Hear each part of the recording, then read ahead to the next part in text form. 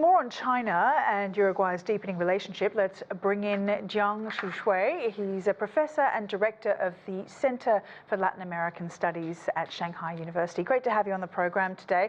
Now, diplomatic relations between China and Uruguay were established in 1988, and they were marked by a major shift in Uruguay's foreign policy. How have the two countries become more aligned? Well, first of all, I want to point out that there is a kind of a comparative advantage for both countries.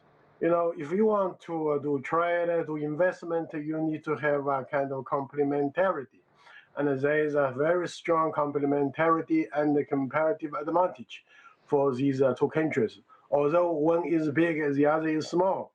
You know, I would point out that in the past several decades, I would say that China has benefited greatly from its economic relationship just with Uruguay and other countries in Latin America.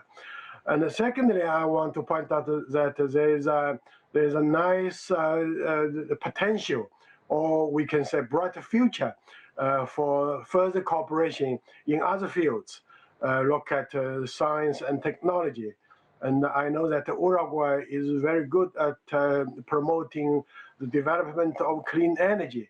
And China has a certain kind of a comparative advantage. So we can also see that the future is very bright.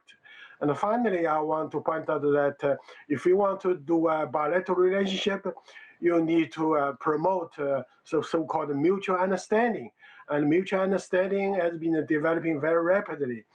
Tourism and all kinds of artists come and go for these countries. And also, we have seen that there are so many students from Uruguay in China. And I have two students from Uruguay. They study very hard. And I hope that more Chinese students can go to Uruguay and more young people can come to study in China. Right. And Chinese investment in Uruguay has expanded steadily, hasn't it? Can you talk a little bit about the most strategic sectors that impact China?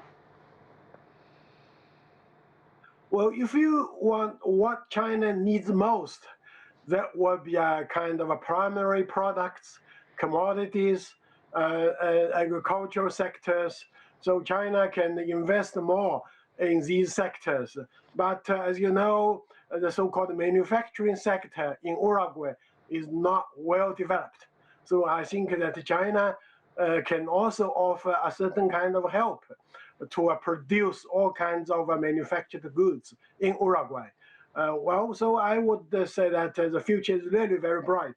Although China is big, and we know that Uruguay is quite tiny, but there is a complementarity and a comparative advantage between the two sides, as I mentioned just now. All right, we'll leave it there. Really appreciate your time. Jiang Shixue for us there.